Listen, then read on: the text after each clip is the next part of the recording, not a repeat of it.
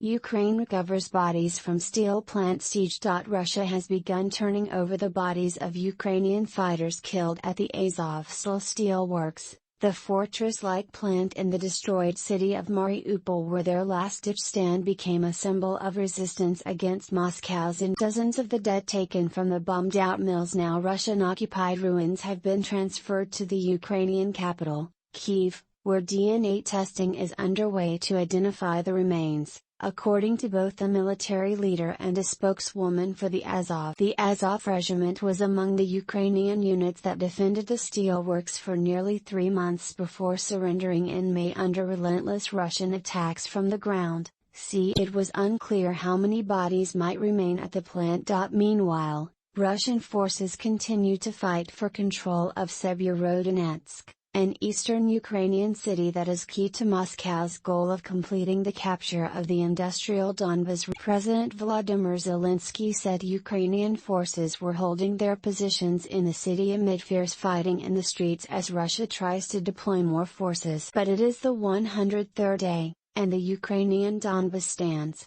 It stands firmly, he said in his nightly address to the nation. Zelensky also said Moscow's forces intend to take the southeastern city of Zaporizhia, home to more than 700,000 people, a move that could severely weaken Ukraine's standing and allow the Russian military to advance closer to the center of the country. In the Zaporizhia region, there is the most threatening situation there, Zelensky said.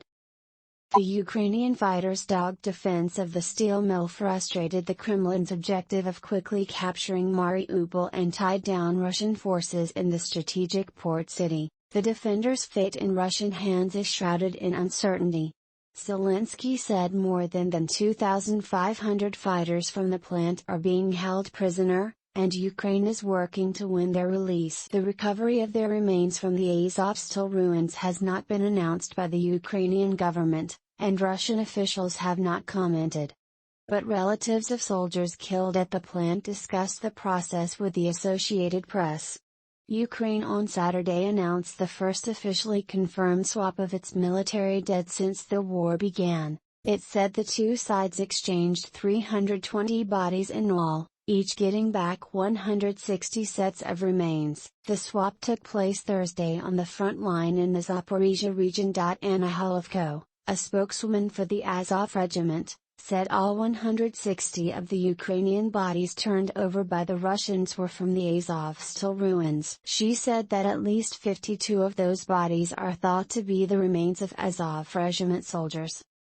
Maxim Zorin, a former Azov regiment leader now co-commanding a Kyiv-based military unit, confirmed that bodies from the steel plant were among those exchanged. The brother of an Azov fighter missing and feared dead in the steelworks told the AP that at least 2 trucks of bodies from Azovstal were transferred to a military hospital in Kyiv for identification. Vyacheslav Trofa said the remains of his elder brother, Dmitry Lysin, did not appear to be among those recovered so far. He added that some of the dead were severely burned. The mother of a soldier killed in an airstrike on the plant said the Azov regiment telephoned her and said her son's body might be among those transferred. The mother did not want her or her son to be identified by name, saying she feared that discussing the recovery process might disrupt it. She tearfully referred to her son as a hero. "It's important for me to bury him in our Ukrainian land," she said. In other developments Monday, Ukraine's efforts to fight off Russia's invasion loomed large over D-Day commemorations in France, where the 78th anniversary of the Normandy invasion was. The fight in Ukraine is about honoring these veterans of World War II, Army Gen. Mark Milley, chairman of the U.S. Joint Chiefs of Staff, said at the American cemetery of Colville-sur-Mer, overlooking Omaha Beach in Normandy. He added, "It's about maintaining the so-called global rules-based international order that was established by the dead who are buried here at this cemetery." American D-Day veteran Charles Shea, 97, was at Omaha Beach to mark the anniversary of the June 6, 1944, landings and pay tribute to those who fell that day. Asked about the war raging on the European continent, Shea said, "It is a very sad situation. In 1944 I landed on these beaches, and we thought we'd bring peace to the world. But it's not possible, he added. Meanwhile, the president of Ukraine's separatist Donetsk People's Republic said that the pro-Moscow region is putting on trial 3 British men alleged to have been mercenaries. If convicted on the charges, including of trying to seize power, the men could get the death penalty. Russian President Vladimir Putin signed a decree granting lump sum payments of 5 million rubles, $81,000, to families of Russian National Guard members who die in Ukraine. Guard members have taken part in such operations as the seizure of the Chernobyl nuclear power plant.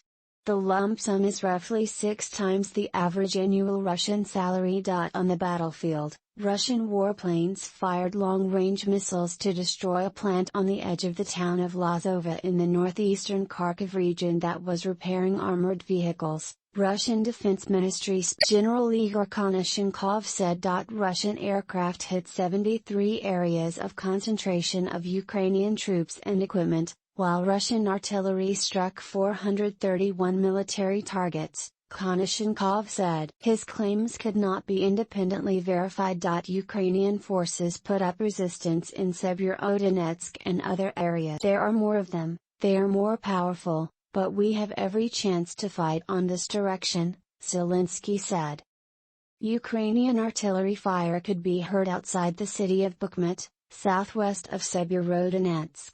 Ukrainian tanks moved back and forth from the front line, carefully hiding under trees after firing at Russian positions. One of the tanks was a T-80 captured from Russian forces. Its crew hacked bushes with hatchets and covered the vehicle and its main gun with branches.